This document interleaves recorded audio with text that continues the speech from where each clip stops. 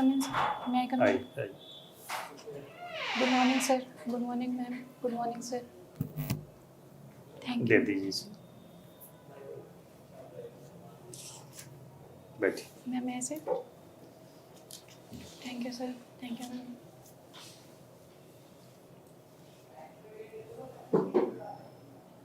अपना परिचय दीजिए। Sir, परिचय में ध्यान दीजिएगा, नाम, जाति, धर्म, क्षेत्र आदि का उल्लेख न पाए। जी सर। सर, मैं उत्तर प्रदेश की मूल निवासी हूँ। मैंने वर्ष 2021 में BA-LLB ऑनर्स की डिग्री ली है। ठीक है। जी, मैं 2 सालों से सिविल सेवा परीक्षा की तैयारी कर रही हूँ। यह मेरा द्वितीय प्रयास है। मेरी हॉबी गाने सुनना और टीचिंग है। गाना सुनना और टीचिंग, जी सर। ठीक है। BA-LLB किया आपने 21 में। 2021 में।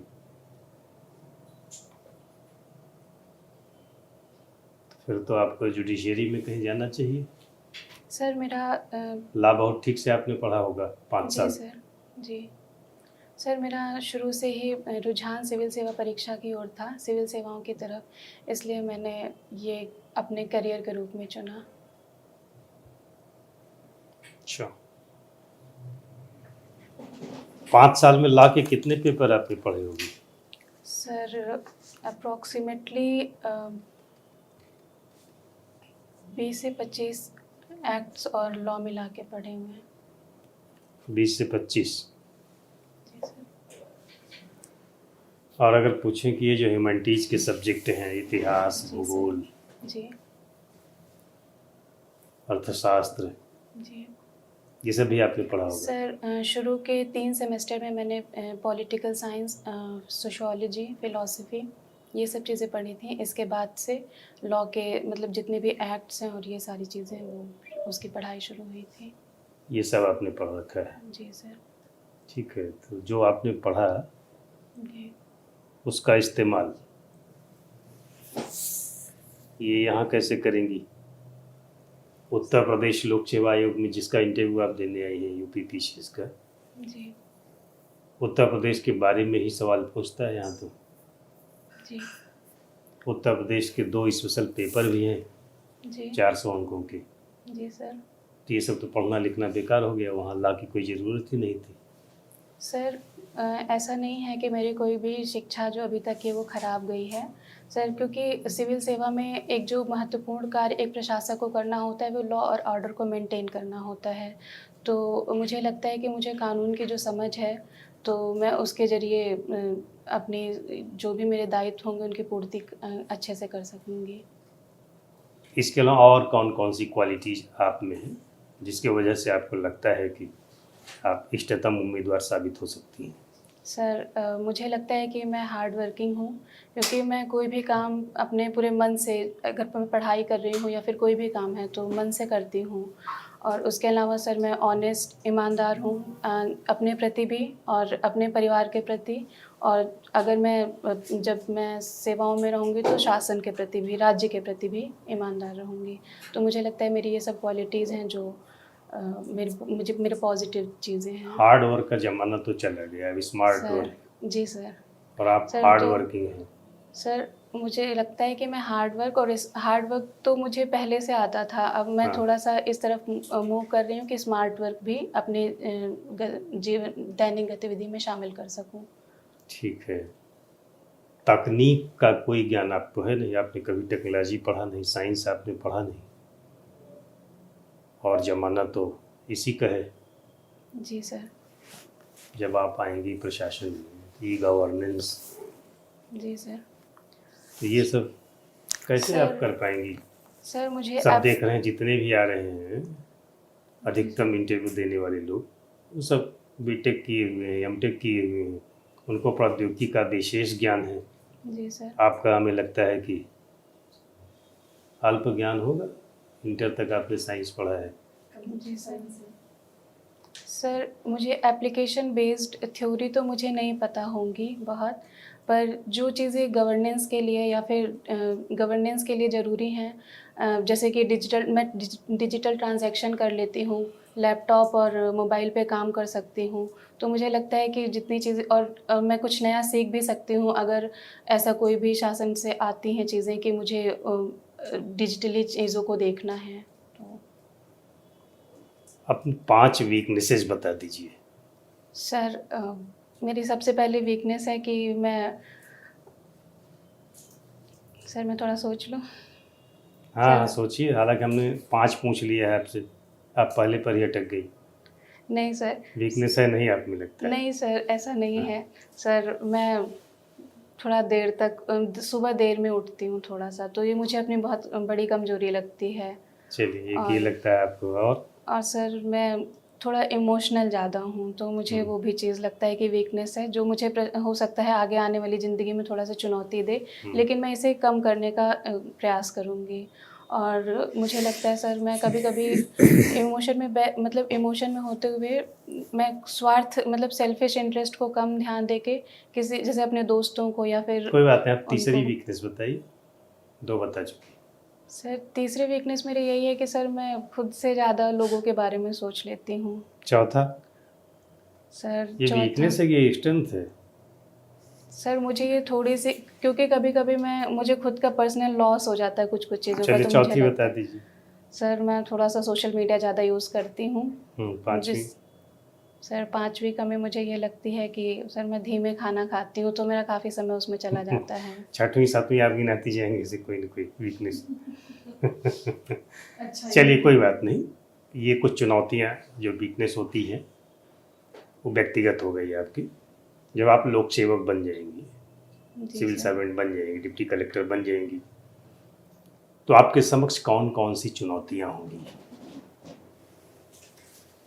सर सबसे पहले तो विकास डेवलपमेंट करने की और दूसरी लॉ एंड ऑर्डर को मेंटेन रखने की मैं जहाँ पर हूँ।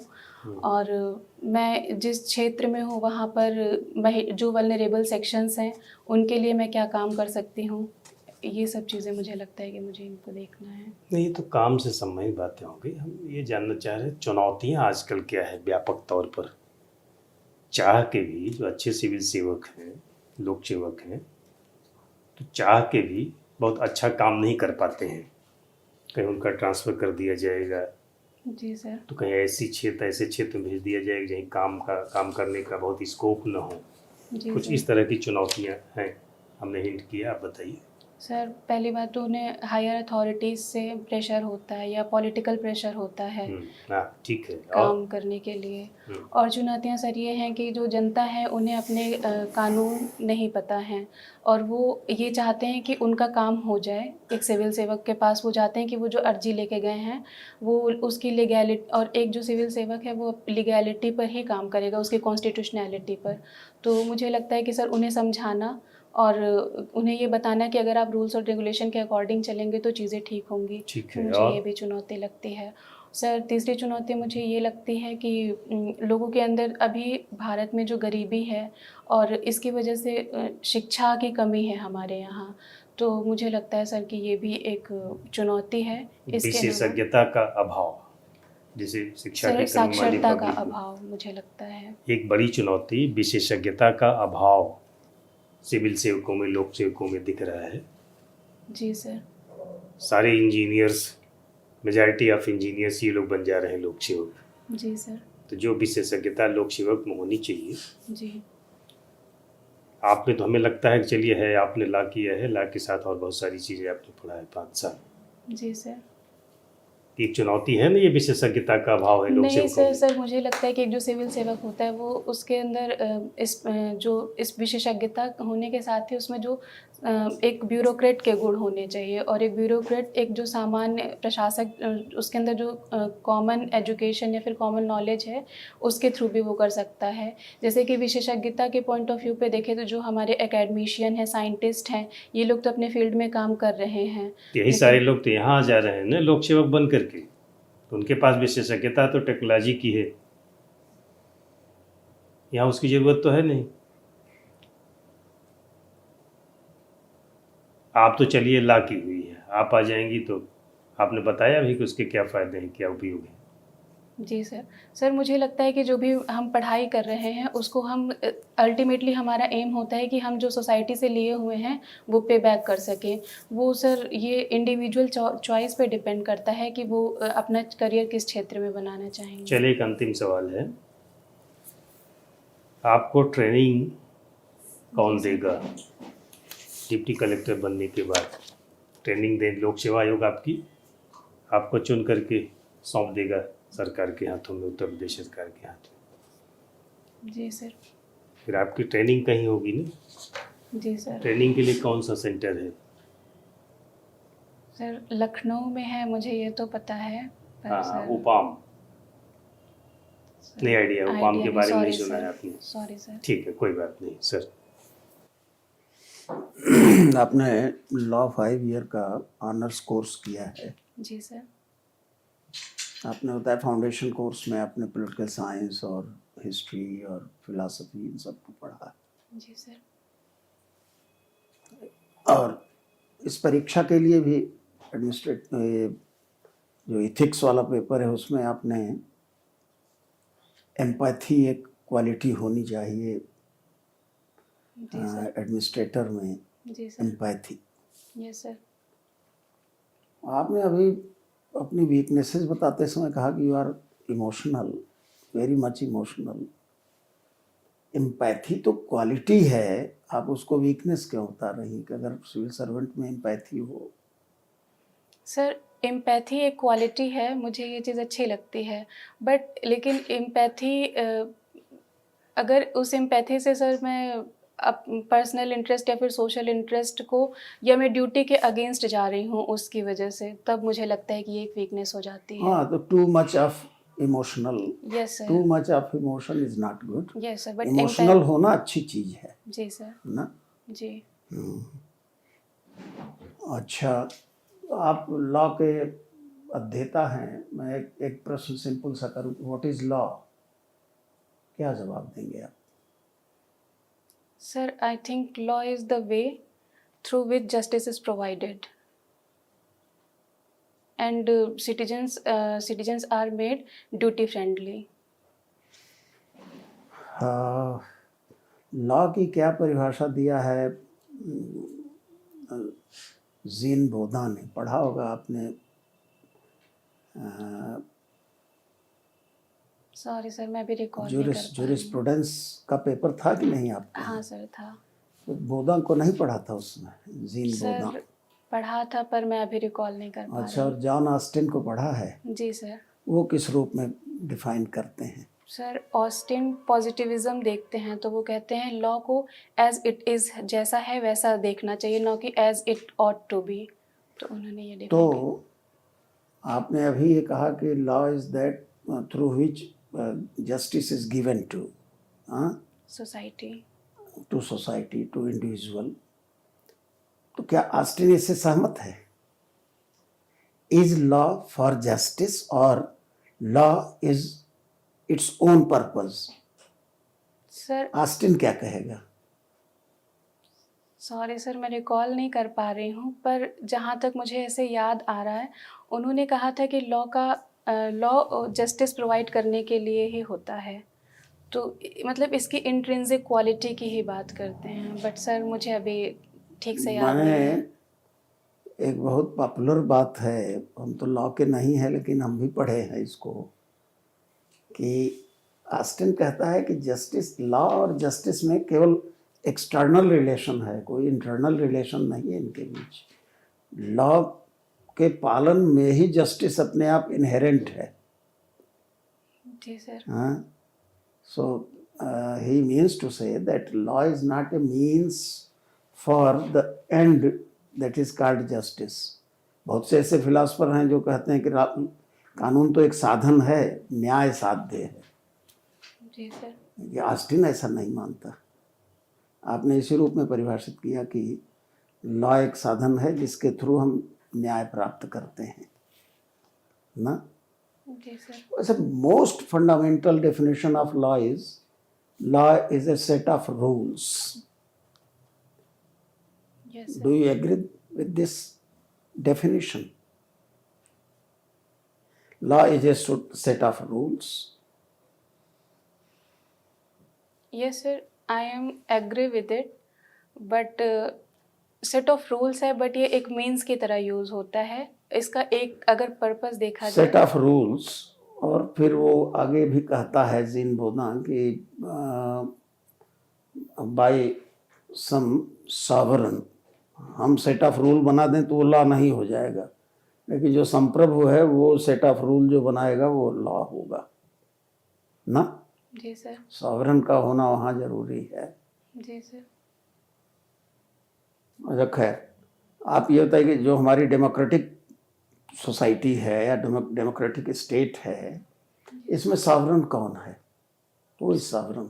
सर, ये प्रियम्बल में ही लिखा हुआ है कॉन्स्टिट्यूशन में कि we the people of India, यानी कि इंडियन सिटीजन ही सॉवरेन है। प्रियम्बल में लिखा है कॉन्स्टिट्यूशन के, जी सर। और एक्सपीरियंस क्या करते हैं हम, आपका क्या ऑब्जर्व क्या कर रहे हैं आप? Who is sovereign? सर, मुझे लगता है कि चूँकि हमारे यहाँ लोकतंत्र है, तो जनता के पास ही ये अभिव्यक्त करने की स्वतंत्रता है कि वो अगर सरकार सही से नहीं काम कर रही है तो वो उसे बदल सके। इसलिए मतलब मुझे लगता है कि लोग ही, यहाँ की जो जनता है भारतीय, वही संप्रभु है। अभी मतलब बड़ी क्लियर लड़ाई है जी। सुप्रीम कोर्ट और पार्लियामेंट के बीच। जी sir. Who is superior to whom? जी सर। 3 पार्ट हो गए ना डेमोक्रेसी के। Yes sir. पीपल नहीं, एग्जीक्यूटिव, लेजिस्लेचर। पार्लियामेंट्री माने, जी सर। And judiciary. जी सर। तो उसमें जुडिशरी कहती है कि हम सॉवरन हैं और पार्लियामेंट कहता है कि हम सॉवरन हैं। जी parliament makes law, judiciary interprets law, जी sir. Executive executes those laws. जी सर। किसको सॉवरन माने हम? और पीपल की तो कहीं चर्चा ही नहीं है sir, accept in the preamble. Sir, there is not tussle about the sovereignty. I think there is tussle about the superiority between the parliament and जो judiciary. सुपीरियर होगा वो सॉवरन होगा। सर, इसके लिए सर केशवानंद भारती का जो जजमेंट आया था उसमें बेसिक स्ट्रक्चर डॉक्ट्रिन दी थी, जिसमें ये चीज़ बताया गया था कि ये चीज़ें सर्टेन प्रोविजंस दिए गए हैं जो कि जुडिशली टाइम के साथ इवॉल्व हो रहे हैं, कि हम उसमें पार्लियामेंट को ये पावर दी गई है कि हम आप परिवर्तन संशोधन तो कर सकते हैं संविधान में, लेकिन जो कॉन्स्टिट्यूशन का बेसिक स्ट्रक्चर है उसको आप नहीं बदल सकते हैं। अच्छा, तो क्या बीते दिनों में, बीते वर्षों में जी सर। बेसिक स्ट्रक्चर में कोई चेंज हुआ है क्या कॉन्स्टिट्यूशन की? सर, जैसा कि मैंने बताया कि कोई सेट पैटर्न या फिर सेट पॉइंट्स नहीं दे दिए थे जुडिशरी ने कि ये चीज़ें ही बेसिक स्ट्रक्चर हैं। उसने ये सुप्रीम कोर्ट, ऑनरेबल कोर्ट ने ये चीज़ बोली थी कि हम टाइम के साथ अगर कोई चीज़ हमें लगता है कि ये कॉन्स्टिट्यूशन को बेहतर बनाने में या फिर लोकतंत्र को सुदृढ़ करने में काम करेगी तो हम उसको बेसिक स्ट्रक्चर के अंतर्गत डाल देंगे। तो टाइम के साथ मतलब चीज़ें इवॉल्व हो रही हैं। ठीक है मैडम, आप कुछ सवाल कर लें। अभी आप बता रहे थे कि आपको पक्षपाती हुई थी सूची में, जी मैम। तो ये बताइए कि वर्तमान में महिला शिक्षिकाओं के लिए चुनौतियाँ क्या हैं? मैम, जो मुझे चुनौती एक सबसे बड़ी लगती है वो ये है कि उन्हें अपने घरों से दूर जाना पड़ता है, मतलब टीचिंग के लिए, खासकर जब वो सरकारी चीज़ों में है। प्राइवेट में है तो वो अपने जहाँ पर है वो चीज़ें कर सकती हैं।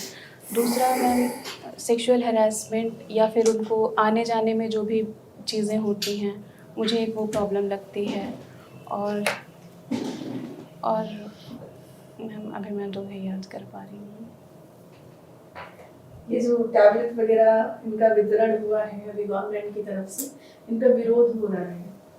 लोग नहीं चाहते हैं कि उनकी जो अटेंडेंस है वो सेल्फी के माध्यम से जाए। जी मैम। तो ये क्या होगा फिर, मतलब ये क्या है? मैम मुझे नहीं लगता कि इसमें कोई विरोध करने वाली बात है। ये एक तरीके से ड्यूटी और डिसिप्लिन्ड टीचर्स या फिर डिसिप्लिन्ड जो भी ऑफिशियल्स हैं हमारे, उनको रिकॉग्नाइज़ करने में मदद करेगा। अभी आप ही ने कहा कि बहुत दूर दराज उनकी पोस्टिंग होती है, तो, तमाम सारी समस्याएं, क्योंकि प्राइवेट में है तो वो अपने हिसाब से विद्यालय का चयन कर लेती हैं, लेकिन उनकी पोस्टिंग है तो बहुत दूर जाती हैं, तो तमाम सारी चीज़ें आने जाने में, तो मैम उन्हें दिक्कतें हैं, लेकिन उनके पास एक ड्यूटी का भी तो प्रोविज़न है कि उन्हें अपनी ड्यूटी अच्छे से करनी है, या फिर वो जिस चीज़ के लिए अपॉइंट हुई हैं। ऐसे तो पहले था कि लोग अटेंडेंस लगवा देते थे, नहीं भी आते थे, तो इससे शिक्षा के स्तर पे नेगेटिव असर देखने को मिलता था, और मुझे लगता है इसीलिए सरकार ये ड्यूटी की बात करें तो जो तहसील है, हाँ। तहसील पर या तो एसडीएम साहब बैठते हैं या तहसीलदार, जी मैम। दोनों बैठते हैं एक ही कैंपस में। जी।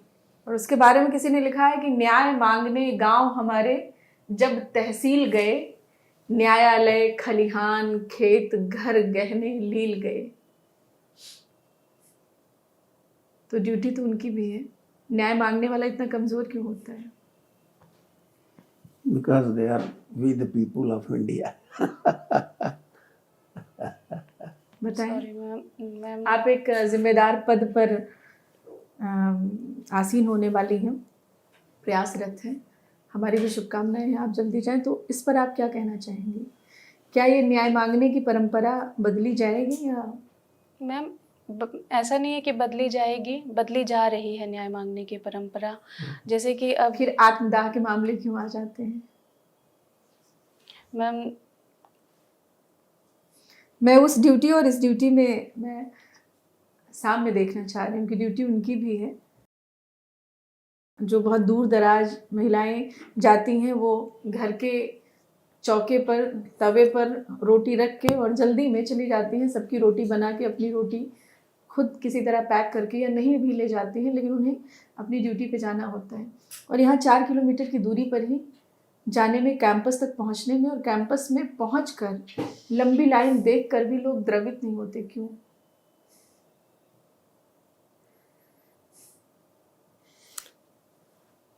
चलिए तो हमें लगता है कि इसमें चेंजेस आ रहे हैं। आप क्या करेंगी? मान लीजिए आप अपने ऑफिस में बैठी हैं और एक लंबी लाइन लगी है, उसमें Yes, 2 वृद्ध हैं जो बहुत बाद में आते हैं। Yes ma'am. तो आप क्या करेंगी? और उसमें एक है कि भाई ठीक है, लाइन लगी है तो सबका क्रमशः है। आप क्या करेंगी कि आप अपनी नैतिक जिम्मेदारी कैसे निभाएंगी? मैम सीनियर सिटीजन्स होने के नाते मुझे लगता है कि मुझे उनको प्रायोरिटी देनी चाहिए। भले से लाइन लगी है, लेकिन उनकी जो भी अगर ये देखा जाए कि वो कोई महिला है, दूर दराज के क्षेत्र से आई है, तो मैं थोड़ा सा प्रयास करूँगी कि उनकी तरफ थोड़ा सा जल्दी देख सकूँ। ठीक है। आपने बताया कि मैं गाने भी सुनती हूँ। जी मैम। तो अभी हाल फिलहाल आपने कौन सी मूवी देखी? मैम मैंने 12th फेल देखी थी। ठीक है। उससे समाज पर क्या असर होगा? मैम उसमें सबसे अच्छी बात ये कि उसका समाज पे असर पड़ेगा कि युवाओं में मैम जो आजकल सिविल सेवा परीक्षा को लेकर रुझान है, और जानकारी, जो ज्ञान की जो वास्तविक चीज़ें होती हैं उसके बारे में मुझे लगता है कि, और एक कोऑपरेट, क्योंकि उसमें जो साथ दिखाया गया है कि किसी का आप मतलब इस दौर में आपका कोई एक ऐसा साथ होना चाहिए जो आप पे विश्वास रख सके। तो ठीक है। अभी राम मंदिर बहुत वैश्विक स्तर पे पढ़ा जा रहा है, लिखा जा रहा है, सुना जा रहा है। जी मैम। आपने कोई भजन, कोई चौपाई, कोई इस बीच सुना जो सबके मन मस्तिष्क पर छाई हुई हो? मैम वैसे तो जय श्री राम का नारा है जो आजकल सबके, और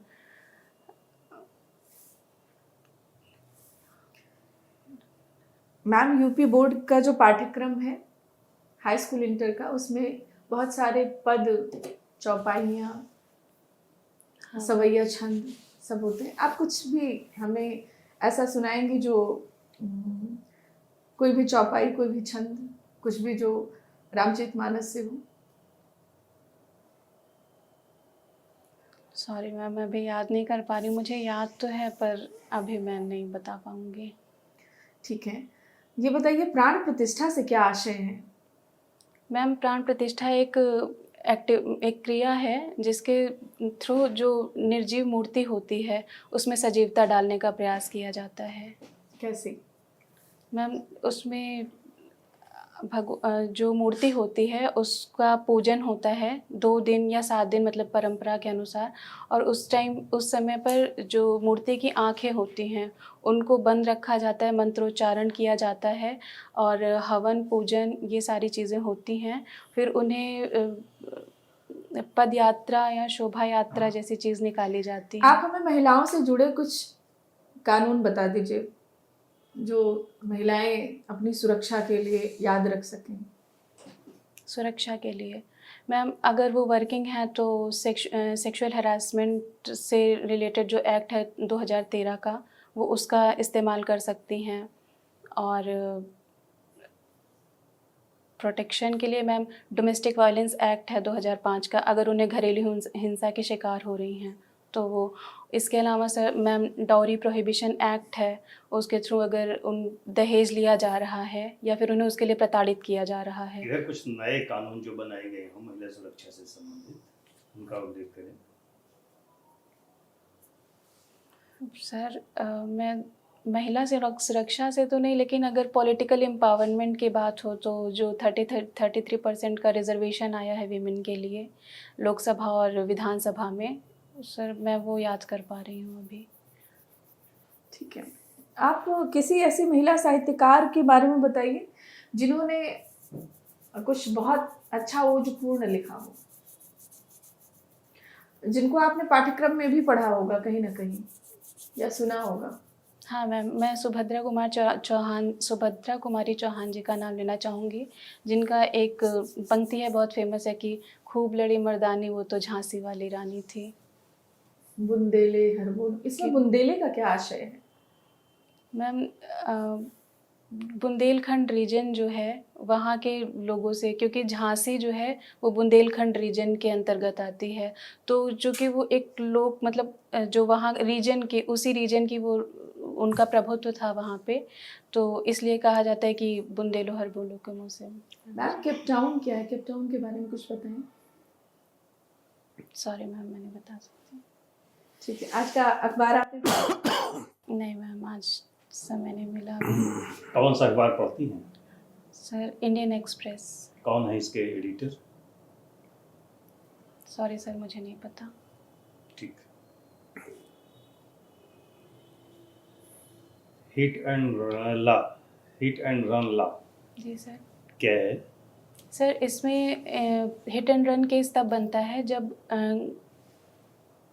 रैश और नेग्लिजेंट ड्राइविंग से आपके बिना इंटेंशन के आप गाड़ी चला रहे हो, ड्राइवर से किसी व्यक्ति की मृत्यु हो जाती है, एक्सीडेंट हो जाता है और उसकी मृत्यु हो जाती है और वो बिना पुलिस को इन्फॉर्म किए चला जाता है, तो इसे हिट एंड रन केस कहते हैं। क्या नया क्या हुआ अभी इधर चर्चा में क्यों आया ये? सर इसके लिए अब सेक्शन 106 जो भारतीय न्याय संहिता है उसमें 10 साल तक की सज़ा और 7 लाख रुपए जुर्माने का प्रावधान है। तो इसमें जो प्रोटेस्ट कर रहे हैं वो उनका कहना ये है कि अगर हम रुकेंगे तो भीड़ हमारे ऊपर हमला कर सकती है। बात तो ठीक है, उनकी जायज़ है, करती है भीड़। सर ऐसा मुझे लगता है इसलिए था क्योंकि अभी तक ऐसा कोई कानून नहीं था और वो अपना जस्टिफिकेशन नहीं दे सकते थे भीड़ को, क्योंकि भीड़ का गुस्सा अनियंत्रित होता है। लेकिन सरकार मतलब मुझे लगता है कि रूल तो होना चाहिए, तब एटलीस्ट ये होगा कि लोग फॉलो करेंगे उस रूल को। और ये हमारा एक नैतिक जिम्मेदारी भी बनती है कि अगर हमसे किसी का हुआ है, दुर्घटना हुई है, तो ये हमारी ये लागू हो गया या लागू होने वाला है? सर प्रोटेस्ट चल रहा था तो सरकार ने इसे वापस ले लिया है। वापस लिया है या सस्पेंड किया है? पोस्टपोन किया। पोस्टपोन किया है। लागू तो वैसे भी हुआ नहीं था अभी। नहीं सर, अभी लागू नहीं हुआ है। चलिए, अंतर्राष्ट्रीय पतंग महोत्सव आयोजित किया जा रहा है बस 2-4 दिनों में, 10 दिनों में। कहाँ पर? सॉरी सर, मुझे नहीं पता। अयोध्या बड़ी चर्चा में है, जी सर। वहीं पर। तो पतंग का ये जो खेल है, पतंग लोग उड़ाते हैं, जी सर। क्या सीख मिलती है? ये भी कोई गेम हुआ, अन्य गेमों से हम लोग कुछ न कुछ सीखते हैं। तो पतंग उड़ाना गेम हुआ, इससे हम क्या सीखते हैं? सर मुझे लगता है कि जब हम आकाश की ओर देखते हैं तो ऊंचाइयों की ओर देखते हैं, और मुझे लगता है कि पतंग यह हमें जीवन के लिए एक सीख भी देती है कि ऊंचाइयों को देखना चाहिए और वहां तक पहुंचने की कोशिश करनी चाहिए। भैया सुबह योगा करते हैं तब भी ऐसे देखते हैं आकाश की ओर। सर जब हम पतंग पतंग का उड़ाते हैं, रोल कुछ बताइए उसमें।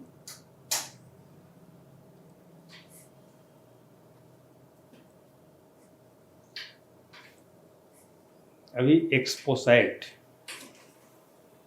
चर्चा में है, 1 जनवरी को इसरो ने लॉन्च किया। जी सर। है जानकारी उसका? सर पढ़ा है उसके एक्सरे बारे में। पोलरीमीटर सैटेलाइट, जी सर। कुछ बता सकती हैं उसके बारे में? सर ये जो एक्सरेज हैं उनके थ्रू आई थिंक स्टडी करेगा। सर जो, सॉरी सर मैं रिकॉल नहीं कर पा रही। पढ़ा है आपने इसको?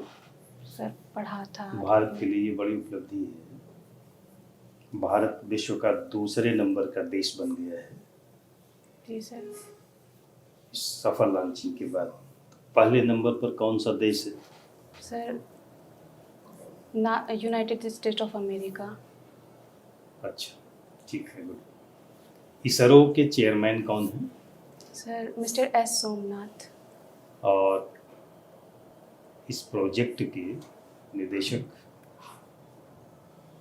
सर मैं नाम नहीं ध्यान कर पा रही।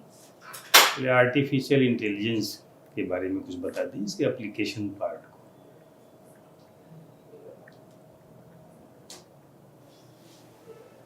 ये तो आइडिया है, ये आपको आर्टिफिशियल इंटेलिजेंस क्या है, जी सर। इसका उपयोग बता दीजिए।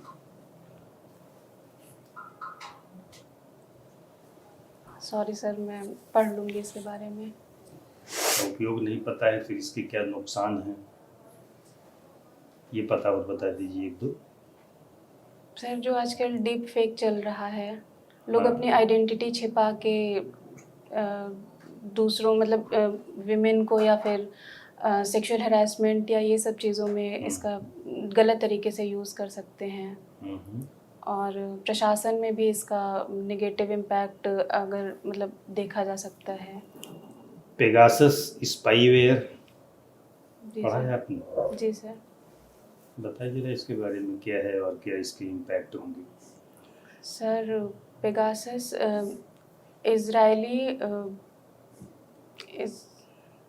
इज़राइली स्पाईवेयर था जिसका भारत में कुछ राजनीतिक दलों का कहना था कि कुछ राजनीतिक नेताओं को फ़ोन की जासूसी मतलब उनके कॉल्स की जासूसी की जा रही है। पत्रकारों को खासतौर से टारगेट किया जा रहा है। हाँ। जी सर। पेगासस क्या है और स्पाईवेयर क्या है? Sir sorry sir. National commission for women ने अभी एक रिपोर्ट दी है। उत्तर प्रदेश में सबसे ज़्यादा महिलाओं के विरुद्ध अपराध पंजीकृत हुए हैं। पढ़ा है आपने इसको? सर मैंने पढ़ा नहीं है। चलिए ठीक, अंतिम सवाल, उत्तर प्रदेश के सबसे अमीर आदमी का नाम बता दीजिए। सॉरी सर, मुझे नहीं पता। ठीक है, wish you best of luck. अब आप जा सकती हैं। Thank you sir. Thank you.